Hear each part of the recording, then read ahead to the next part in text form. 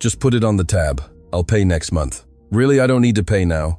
We're regulars, I trust you. Sounds unbelievable, doesn't it? Yet, right now, in a bustling eatery nestled within an office district in Nashville, Tennessee, conversations like this unfold daily. As the lunch rush subsides, a group of American office workers, satiated and content, don't reach for their wallets. Instead, they simply scrawl their names onto a worn, yellowed ledger at the counter, exchange a few pleasantries with the owner, and then depart. Are they dining and dashing? The blonde-haired owner, however, beams a radiant smile, warmly bidding her customers farewell. Why would an American woman choose to open a Singaporean-style eatery in the heart of America and furthermore, allow customers to run a tab? This woman harbors a poignant, untold story. Let us now delve into her journey. My name is Hazel, and I'm 26 years old. It was at the age of 21 that I first arrived in Singapore as an exchange student. The moment my feet touched the ground at Changi Airport, the surge of excitement that coursed through me is a sensation I can still vividly recall. Singapore was a symphony for the senses, pristine streets that gleamed under the tropical sun, lightning-fast internet that connected me to the world in an instant, and the harmonious buzz of diverse languages and cultures that filled the air. It was a stark contrast to the laid-back, sprawling landscapes of my American hometown. Here, Singapore vibrated with an electric, dynamic energy that captivated me instantly. After dropping my luggage off at the exchange student dormitory, I walked into my first class. My Singaporean classmates eyed me with a mixture of curiosity and friendliness. Blonde, blue-eyed Americans weren't a common sight there, but they quickly overcame any shyness and eagerly struck up conversations. "Can you teach us English? What's America really like?" There was a slight initial awkwardness, but it quickly dissolved into comfortable chatter and laughter. My first weekend in Singapore, my roommate, Jia Yi, took me to a hawker center, a vibrant, open-air food complex. It was a small stall tucked away amidst dozens of others, yet it was bustling with people. We managed to find a small table. Jia Yi pressed the service bell on our table, a small, modern touch amidst the traditional setting. Immediately, a cheerful, "Coming right up," echoed from the stall. The stall owner, a warm-faced auntie with a permanent smile, emerged. "What you want to eat?" she asked, her voice friendly and inviting. Jia Yi ordered 2 plates of chicken rice. In no time, our table was laden with food. Fragrant rice, succulent steamed chicken, a bowl of clear soup, and a generous plate of stir-fried greens with garlic, alongside a small dish of acar, pickled vegetables. I gasped. "Is all this for us?" I asked, wide-eyed. Jia Yi chuckled. "Yeah, la. And if you want more of the soup or veggies, just ask auntie. It's free." I could hardly believe it. In America, even water often came with a charge, yet here, side dishes and soup were unlimited. When it was time to pay, auntie suddenly paused. Wait, she exclaimed, and then prepared 2 cups of rich, milky 3-in-1 coffee, handing them to us. "Drink this first before you go, good for digestion." That evening, as we walked back to the dorm, I asked Jia Yi, "Why are Singaporeans so incredibly kind?" Jia Yi mused for a moment. I suppose it's how we're raised. Helping others. Showing kindness. It's just part of our kampong spirit, our heartware. It's natural, you know. In that moment, I felt a profound sense of belonging. Here, I wasn't merely a foreigner. I was treated as a person, cherished and respected. Months turned into a year, and my affection for Singapore deepened with each passing day. One afternoon, Jia Yi led me to an old HDB estate, a place steeped in history and quiet charm. "I'm taking you somewhere very special," she announced.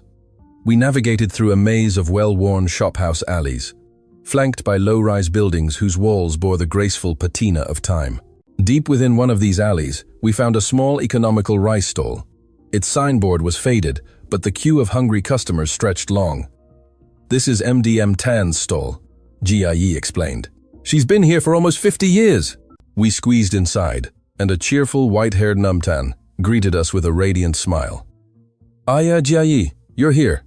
And who is this Angmo girl?" she asked, warmly taking my hand. "MDM Tan, this is my friend, Hazel, from America." MDM Tan's grip was firm and welcoming. "From America? Ah?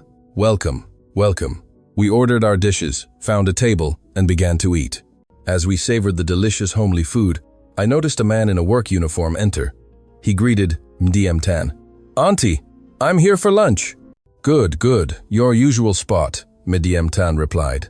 After finishing his meal, the man didn't pay. Instead, he simply walked to the counter, jotted a few words in a thick, faded ledger, and left. I watched, astonished. A little while later, another woman did the same. Ate wrote in the ledger and departed. I couldn't help but whisper to Jia Yi. "They left without paying." Jia Yi smiled. "That's how she does business with her regulars. La. They run a tab, credit system. They pay at the end of the month." I had never heard of such a thing. After our meal, I approached the counter to look at the ledger. Mediam Tan, seeing my curiosity, chuckled. "Want to see?" "Go ahead, look." I opened the yellowed book. It was filled with names and dates, along with simple descriptions of meals. "MDM, Tan, aren't you worried they won't pay?" I asked. She burst into hearty laughter. "Worried about what? These are my neighbors, my friends, for decades. Who would run away? And besides, the most important thing in business is trust. I trust them, and they trust me." I looked at that ledger, and a wave of warmth washed over me. When it was time for us to pay, Mediam Tan suddenly said, "You can put it on the tab too, no need to pay now." I was taken aback. "But I'm not a regular." "Never mind, La. Jia Yi's friend is my friend. Just pay next time you come." Leaving Mediam Tan's stall that day, I felt an indescribable emotion. On the way back to the dorm, I asked Jia Yi, "Are many shops in Singapore like that?" Jia Yi shook her head. "Used to be, a lot. Now, almost none. Only older generations, like Mediam Tan, still keep this tradition. My mum says, when she was little, the whole market was like that. Everyone ran a tab, settled at the end of the month. The human connection, the kampong spirit, was very strong then. Why isn't it like that anymore? Has the era changed?" I asked. "Technology." La, Jia Yi sihet. Now everyone uses mobile payments. Everything must be instant. Young people find MDM Tan's way troublesome, and they worry about being cheated. She sounded a little regretful. "Actually, I also feel it's a pity. That feeling of mutual trust was truly special." I nodded, etching that scene deep into my memory. A year passed, and my exchange program was nearing its end, but I couldn't bear the thought of leaving. The vibrant streets of Singapore, its unique culture, the aroma of its diverse cuisines, the faces of strangers I met on the MRT, and that yellowed ledger at MDM Tan's stall, everything felt infinitely precious. I persuaded my parents to let me stay another year. "I want to master Chinese," I told them. Though concerned, they eventually agreed. I enrolled in a language center, dedicating myself to my studies. By the second year, I could crack jokes in Chinese and watch local dramas without subtitles. In my third year, I landed an internship as an English translator at a small tech startup. It was there I met Marcus. He was a quiet, thoughtful man in his early 30s, working in the development department. One day, I was so engrossed in my work that I missed lunch. Later, I found a pre-packed nasi lemak on my desk, accompanied by a small note. "Remember to eat lunch." Okay, that was the beginning. We slowly grew closer. Every weekend, we'd stroll along Marina Barrage, hike up Bukit Timah Hill, or explore the bustling streets of Bugis. He introduced me to Singapore's hidden culinary gems, and I, in turn, shared aspects of American culture with him. 6 months later, he confessed his feelings. "Hazel, will you be my girlfriend?" Without hesitation, I replied, "Yes." Our love blossomed beautifully. For my birthday, he gifted me a stunning cheongsam, and I was invited to celebrate Lunar New Year with his family. His mother clasped my hands, her eyes twinkling. "I truly hope you can become our daughter-in-law." My cheeks flushed, but my heart swelled with joy. I finally felt I was becoming part of a Singaporean family. I truly believed it. But 3 years later, a strange message arrived from him. "I have something to tell you tonight." My heart fluttered with anticipation, imagining a proposal. But his expression was grim. We sat in a quiet cafe, and he hesitated for a long time before speaking. "Hazel, a company in Switzerland contacted me. The salary is double my current one, and it would be a huge boost for my career development." I smiled, trying to sound supportive. "Congratulations. But what about me, if you go?" He took my hands. "Come with me. Switzerland is a beautiful place too." In that moment, my heart sank. "Switzerland? I loved Singapore. I wanted to live in Singapore." I cautiously asked, "Can't you stay in Singapore?" He shook his head. "This kind of opportunity won't come again, Hazel. You need to be realistic." Realistic. The word pierced my heart. "So, Our love isn't realistic? I retorted, my voice rising. I love Singapore. This is my second home. I love eating chicken rice. I love chatting with my neighbors. He sighed. Hazel, you're a foreigner. It will be very hard for you to continue living here. That sentence, delivered. So simply. Cut. Like a knife. Foreigner? After 3 years of learning Chinese, savoring local dishes, and embracing Singaporean culture, I was still just a foreigner. Tears welled up, but I suppressed them, calmly stating, "Then you go by yourself. I'm staying here." He looked at me, astonished. "Are you serious?" "Yes, I am. I want to live in Singapore." Watching his retreating back as he left the cafe, I knew that was the end. For the next 2 months, I pushed through, going to work as usual, but my soul felt detached. Food tasted bland, and nightmares haunted my sleep. Colleagues worriedly asked, "Hazel, are you okay?" I'd force a smile and reply, "I'm fine." But it was a lie. One day, on my way to work, I collapsed on the MRT station stairs, my legs suddenly giving way. People rushed to help me. The ambulance arrived, and at the hospital, the doctor cited extreme stress and malnutrition, recommending psychological counseling. I was diagnosed with depression and anorexia. The doctor prescribed medication and asked, "Do you have anyone you can rely on?" I shook my head. My family was in distant America, my friends were busy, and the man I loved had left. I was utterly alone in the heart of Singapore. Finally, I called my mother. "Mom, I'm coming home." My mother, surprised, asked, "What happened?" I burst into tears. "I just want to come home."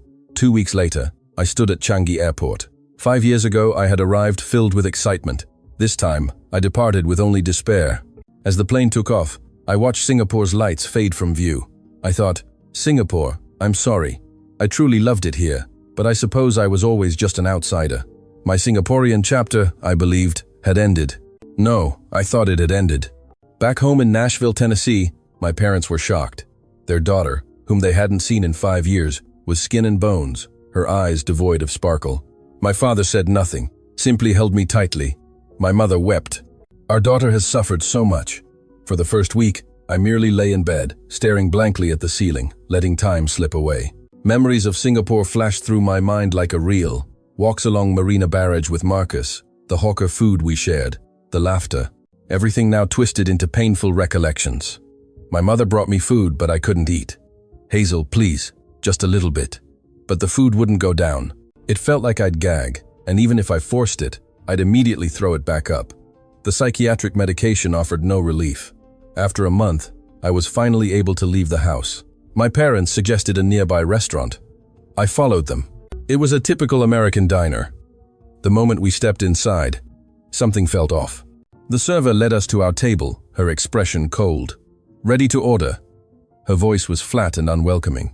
My father ordered a steak, I ordered a salad. The food took 30 minutes to arrive. In Singapore, I would have pressed a service bell, but here, such a thing was unheard of. The servers bustled around, oblivious to our needs. When the food finally arrived, my salad was wilted, and dressing cost extra. Even water had a separate charge. At the end, my father had to pay a 10% tip, bringing the total to over $45. Driving home, I suddenly remembered that hawker stall in Singapore. For just 250 Taiwanese dollars, or roughly $10 for a hearty meal, I could eat until I was full, with unlimited free side dishes, and the owner would smile and say, "Take care." Here, there was only expense and cold indifference, not a shred of warmth. That night, the nightmares returned. I dreamt I was in a small Singaporean eatery, and an auntie handed me a steaming bowl of bak kut teh, saying, "Aya, our granddaughter, you've suffered. Drink this to recuperate."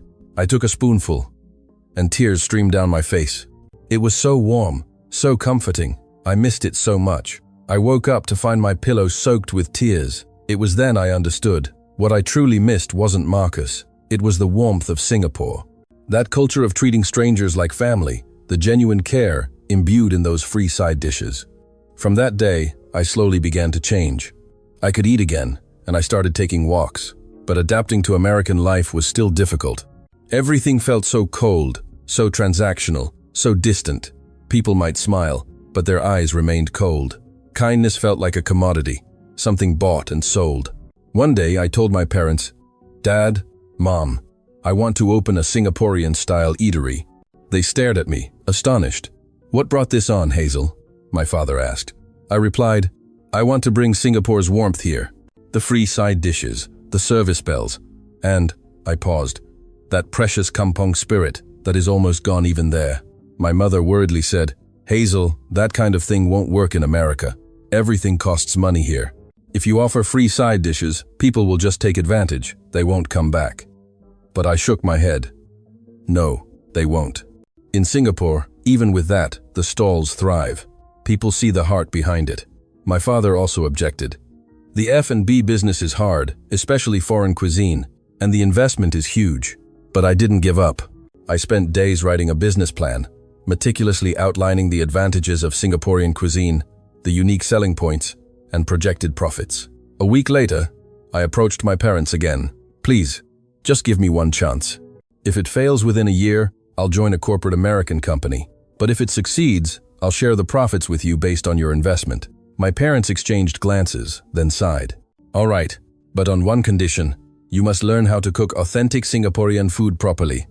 I was so happy I almost leaped for joy. The next day, I began my search in Nashville's small Southeast Asian community. There, I met Auntie Lena, a kind, wise woman in her 60s who ran a small Singaporean Malaysian snack stall. "Auntie, I want to learn Singaporean cooking," I told her. Auntie Lena looked at my blonde hair, surprised. "Yeah, an American wants to learn Singaporean food?" I recounted my story, my 5 years in Singapore, the love, the heartbreak, and the loneliness upon returning to America. Auntie Lena held my hands. "You really suffered, dear. All right, I will teach you." Thus began a year and a half of working at Auntie Lena's stall. Every morning, I woke at 5 a.m., heading to the stall to simmer soup bases, prepare side dishes, and greet customers. It was exhausting, but I was happy.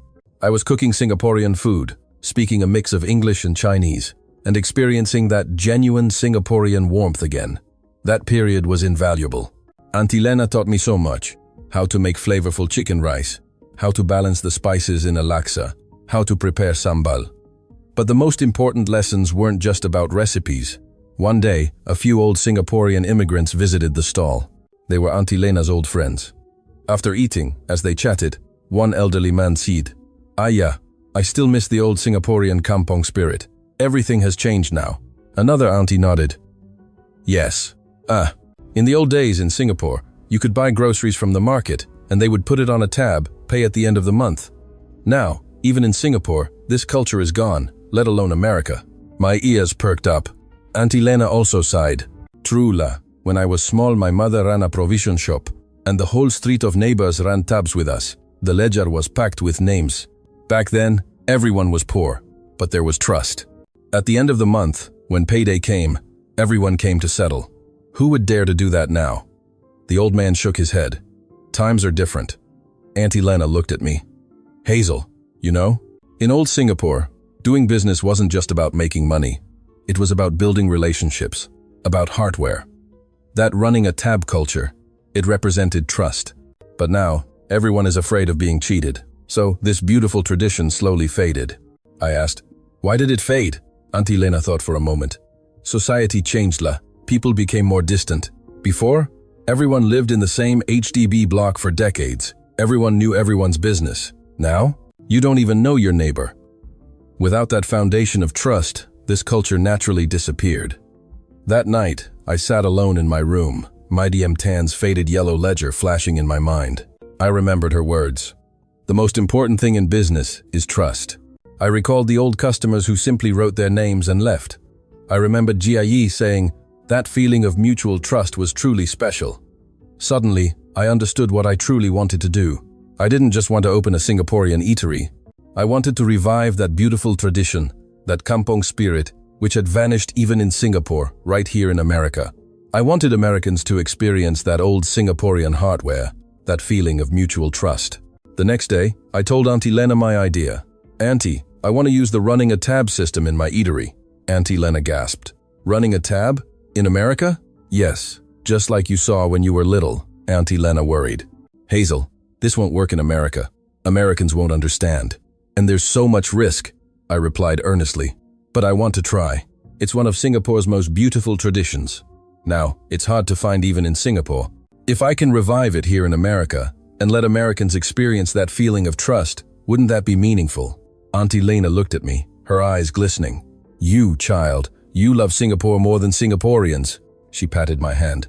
All right, you try. I support you. A year and a half later, I felt ready.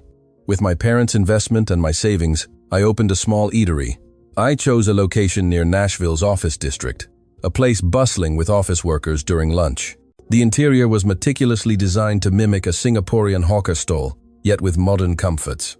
Each table had a service bell, the chairs had storage compartments under the seats, and the counter featured a 3-in-1 coffee machine and a jar of mint candies. For the kitchen, Auntie Lena recommended Chef Lee, a skilled Singaporean chef. I named the eatery the Lion City Hearth. That day, I cried. My dream was finally coming true.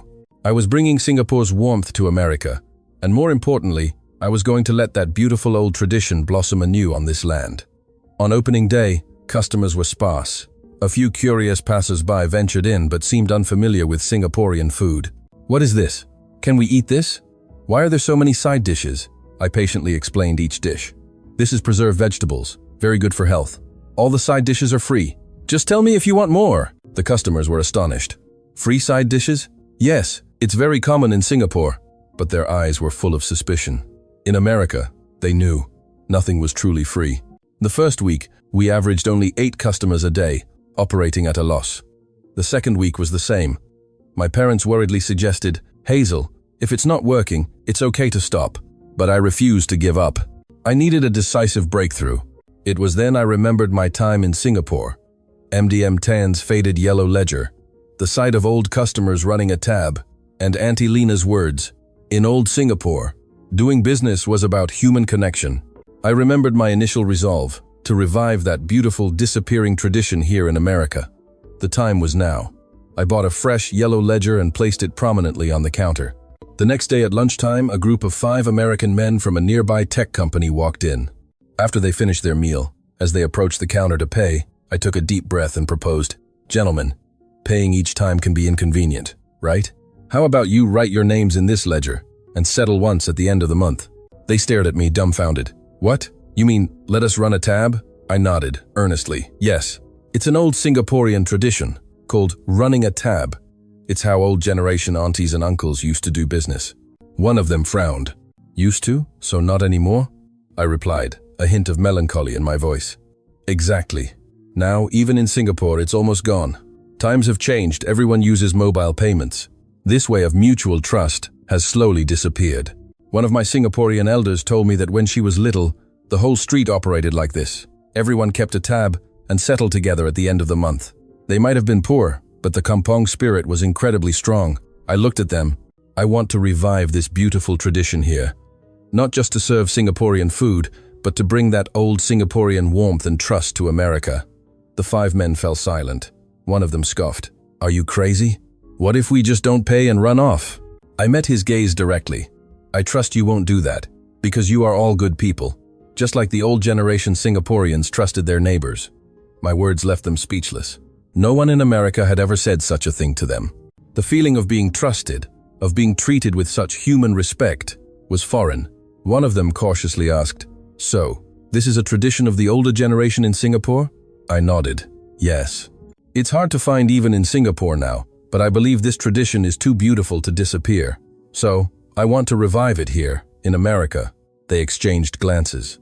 Then, the oldest man among them picked up the pen and wrote his name in the yellow ledger. I'll try it. For that beautiful, almost lost era.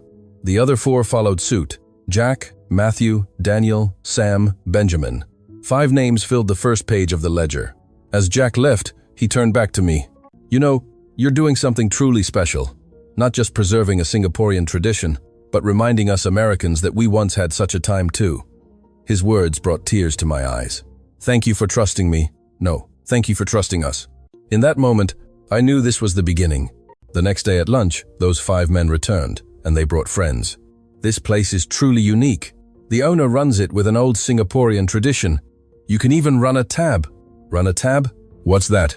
It's how people used to trust each other. Now, you can't even find it in Singapore? The newcomers were intrigued. Really? I smiled, explaining. Yes, I saw it at an auntie's stall in Singapore. She said it was the wisdom of the older generation. But sadly, it's almost disappeared. I want to bring it back to life here. One customer, moved, said, "This is so meaningful. You're not just selling Singaporean food, you're preserving a disappearing culture." Word spread rapidly. Within a week, the Yellow Ledger held 25 names. Customers came not just for the food, but to experience that old-world trust.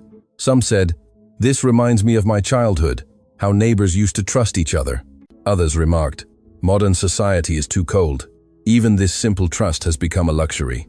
A month later, they all came to settle their tabs as promised. Jack was the first. He had visited 18 times that month. He placed his payment on the counter and tightly squeezed my hand. "Hazel, thank you. You didn't just give me delicious Singaporean food. You allowed me to experience a long-forgotten feeling. The feeling of being trusted, of being treated like family." Tears streamed down my face. "No, I should thank you. Thank you for helping me continue this beautiful tradition," he smiled. "I'll tell everyone you're doing something amazing. You're preserving a precious culture that even Singapore is losing." That day, 20 people settled their tabs. Not a single one was short. My parents were astonished. "Hazel, you actually did it!" My father patted my shoulder, and my mother wept tears of joy. I thought of the kampong spirit I learned in Singapore, the wisdom of the elders, finally blossoming anew on this soil. That warmth, on the verge of disappearing, had transcended time and borders, touching American hearts. The second month, our customer base doubled. The ledger held 55 names. At lunchtime, the eatery was packed. Customers would open the storage chairs to put their coats, don disposable aprons, and press the service bell, marveling. "This is so convenient. Yes, Singapore is like this." After their meal, customers would often grab a complimentary 3-in-1 coffee at the counter. Initially, they found it strange, but after one sip, their eyes widened. "My goodness, what is this sweet powder? It's the 3-in-1 coffee Singaporeans drink every day." They became addicted, returning daily for their coffee fix. The mint candy was also a hit. Customers would take a candy from the jar on the counter. "This is free too?" "Yes, for fresh breath." Every small detail was a novel experience for them, because in America, nothing was ever truly free. 3 months passed, and my monthly revenue surpassed $25,000, with a net profit of around $6,000. The day I could repay my parents' investment was within sight. Every day, I felt immense joy. Opening the doors in the morning, greeting customers, watching them leave with smiles. It was truly beautiful. But then, trouble arrived. The owner of a nearby American fast food chain came knocking. A portly man in his 40s. "You're Hazel, right?" I nodded. "Can I help you?" He spoke disdainfully. "Because of you, our business is down. I hear you offer free side dishes. Doing business like this disrupts market order." I panicked. "I'm just operating in a Singaporean way."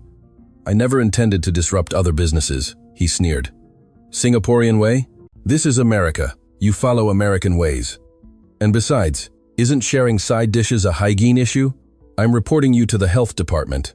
His words sent a chill down my spine. Hygiene issues, that could be fatal. He left with a smirk. I stood rooted to the spot. Chef Lee asked worriedly, "Boss, are you okay?" I shook my head. I don't know what to do. That night, at home, I pondered seriously. Was sharing side dishes really a problem? In Singapore, it had been done this way for decades. But this was America, with different laws and cultures. If the health department really made trouble, the eatery might have to close for days. A few days later, a health department official arrived.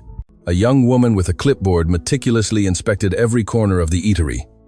"I hear you allow customers to share communal side dishes," she stated. I trembled. "Yes, but we make everything fresh daily, and we manage hygiene very carefully." She opened refrigerators, inspected the kitchen, checked countertops. After a thorough examination, she said, "Everything else is fine. But communal side dishes are a bit vague in the regulations. We don't recommend it, but it's not strictly prohibited. However, if there are complaints, it could become an issue." I breathed a sigh of relief. "So, what should I do?" She thought for a moment. "You must ensure customers use individual serving plates, and providing disposable aprons or hand sanitizer would be better." I nodded. "Okay, I'll do that. Thank you." From that day, I changed the system. Side dishes were served for customers to self-portion onto individual plates. I placed hand sanitizers at the entrance and provided more disposable aprons. I explained to customers, "For hygiene reasons, please use individual plates." Customers actually preferred it. "This is even cleaner. Is Singapore like this now too?" I smiled. Yes, Singapore is slowly changing too. It was due to American laws, but it ultimately led to a better system. A month later, something surprising happened.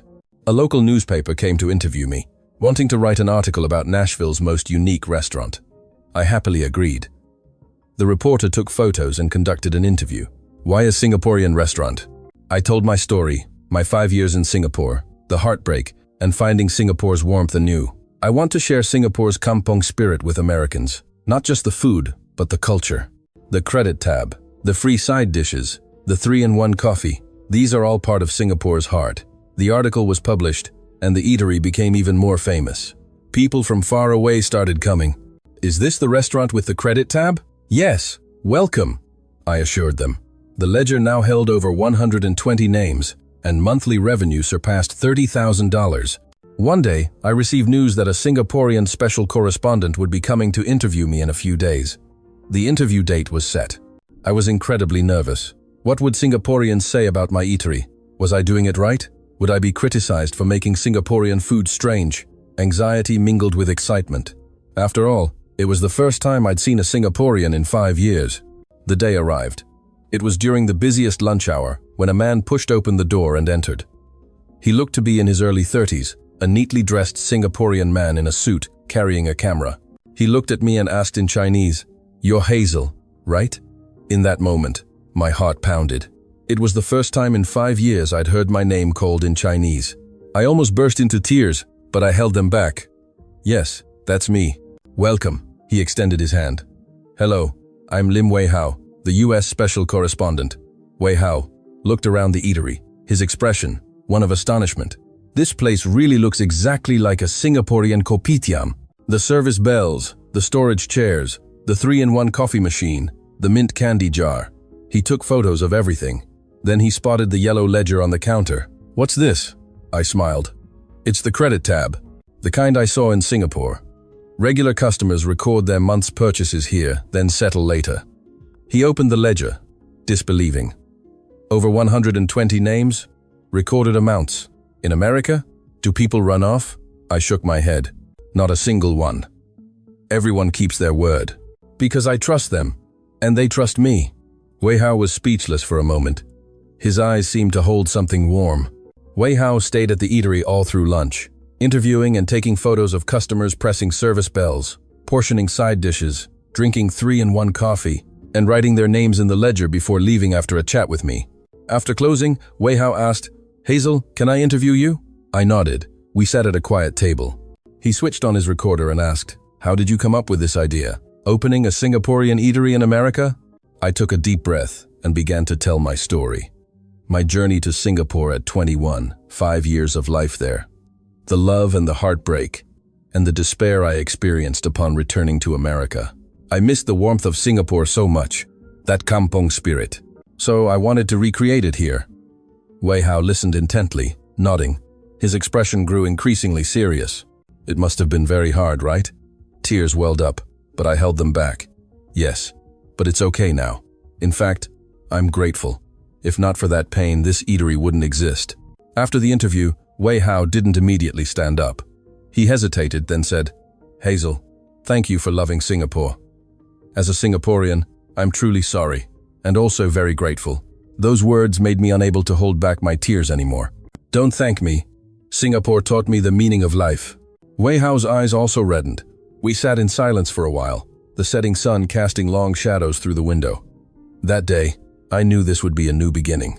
Wei Hao's report was published in Singapore a week later. The headline read, "The Miracle of Nashville, the blonde girl who won hearts with a yellow ledger."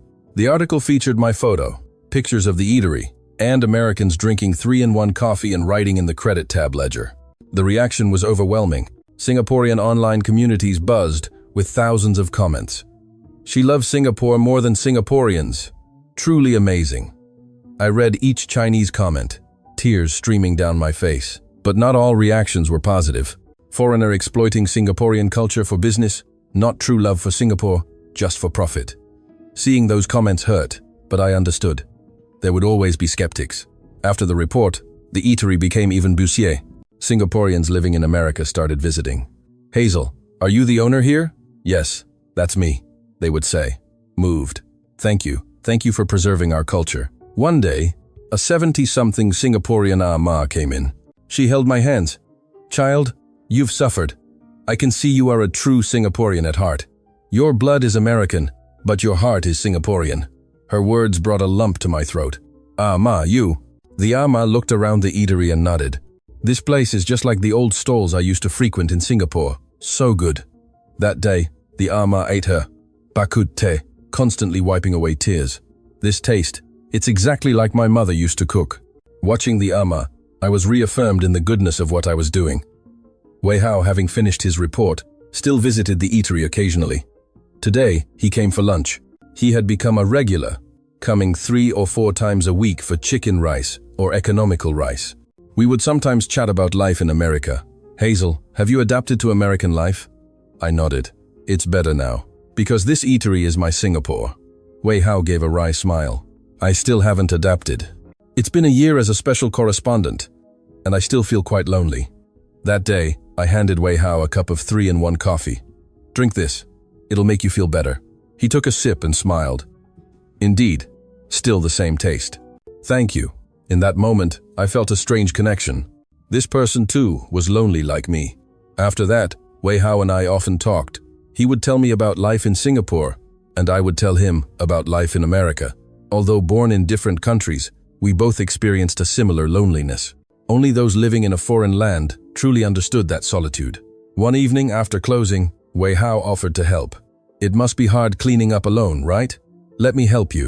I tried to refuse, but he already had an apron on and was washing dishes. We cleaned the eatery together, finally wiping down the counter. "Hazel, can I ask you something?" Wei Hao asked cautiously. "Of course, anything." He hesitated, then asked, "That man, the one you broke up with, do you still think of him? Are you still sad?" I shook my head. "It's okay now. In fact, I'm grateful. If not for that, I wouldn't be who I am today." Wei Hao looked relieved.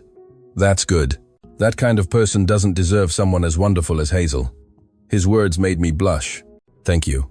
He smiled. "I'm just speaking the truth." That night, returning home, I lay in bed but couldn't sleep.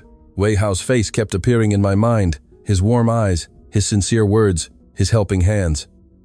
I shook my head. No, I couldn't. My heart's wounds hadn't fully healed. I couldn't fall for anyone else yet. But feelings weren't something one could control. On days Wei Hao came, I would pay extra attention to my appearance, tying my hair neatly, wearing a clean apron, even putting on light makeup. Chef Lee would smile. "Boss, you've become prettier lately. Is there something good happening?" I blushed, denying it. "No, just want to give customers a good impression." But Chef Lee smiled knowingly. That reporter, he's a good man, kind and polite. I didn't respond. It was then that the big crisis arrived. That fast food chain owner reappeared. This time, he wasn't alone. He brought a lawyer. "Hazel, this is my lawyer. We are suing your establishment." I panicked. "On what grounds?" The lawyer presented documents stating that the credit tab system violated financial regulations, constituting unlicensed credit transactions. I couldn't believe it. The credit tab was illegal? That night, I wept. Everything I had worked so hard to build over a year might collapse. I called my mother. "Mom, I might have to close the eatery." My mother consoled me. "It's okay, Hazel. You've done your best." The next day, Wei Hao came to the eatery and saw my distraught expression. "What happened?" I told him about yesterday's events. He was furious. "This is outrageous. This is clearly malicious interference with your business." He thought for a moment.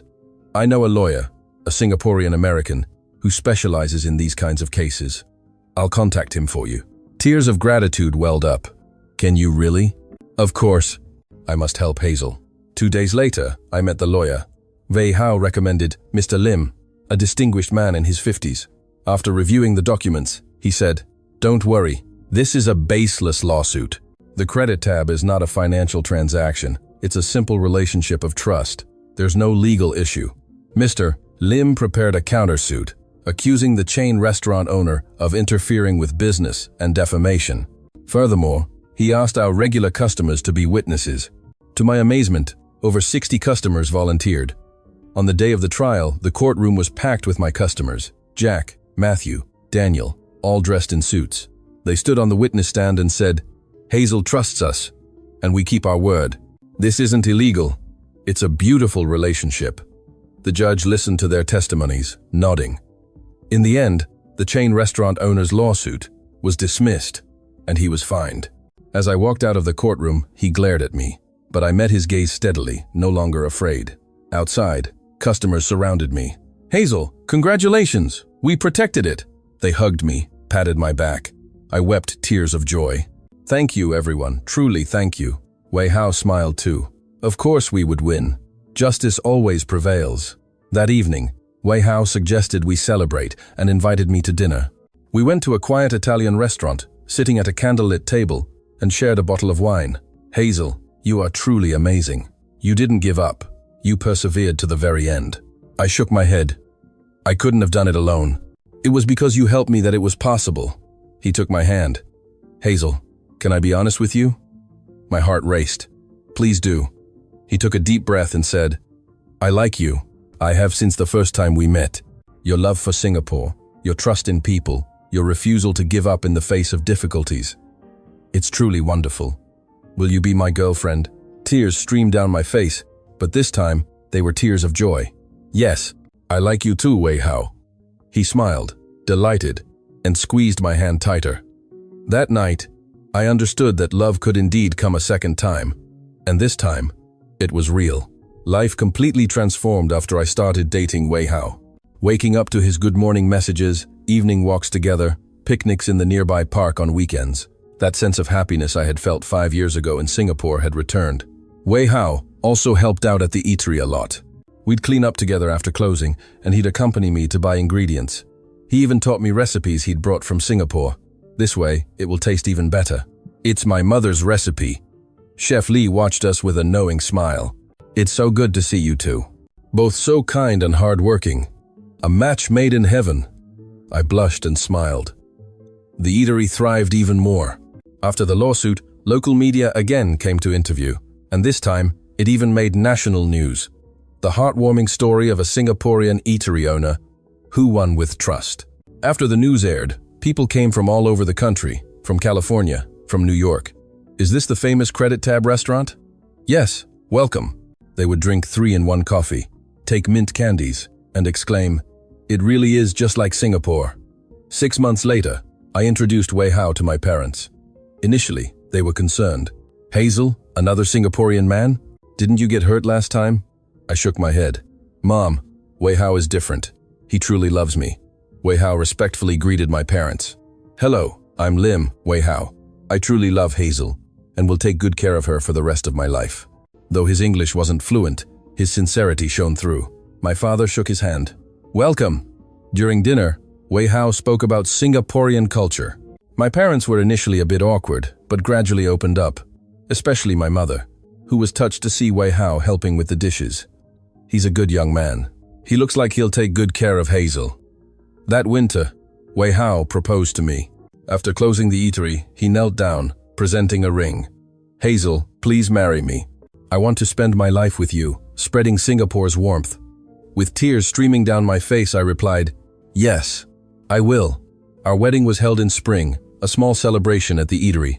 Our regular customers came, as did members of the Singaporean community. Even Madame Tan, from Singapore, came to bless us. "Aya, our daughter-in-law is so beautiful. You must live happily." Wei Hao wore a traditional Singaporean shirt, while I alternated between a cheongsam and a wedding dress. The ceremony blended Singaporean wedding customs with American vows, a beautiful fusion of two cultures. Our honeymoon was in Singapore. 5 years later, I stepped onto Singaporean soil again. As the plane landed at Changi Airport, I cried, "I'm back, Singapore!" Wei Hao held my hand. "Now you're not alone. I'm with you." We visited various places in Singapore, the old HDB estate where I used to live, the company where I interned, the hawker stalls I frequented. Everything was unchanged, but my feelings were different. The pain was gone, replaced by gratitude.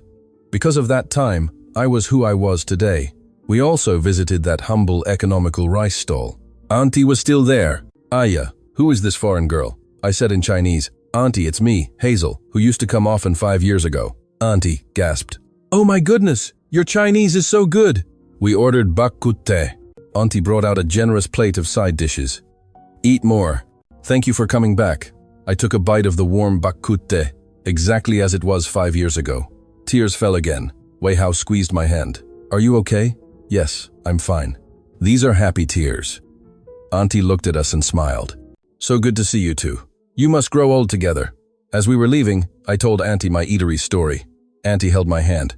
You did well. Truly, you did very well. Back in America, our lives were busy.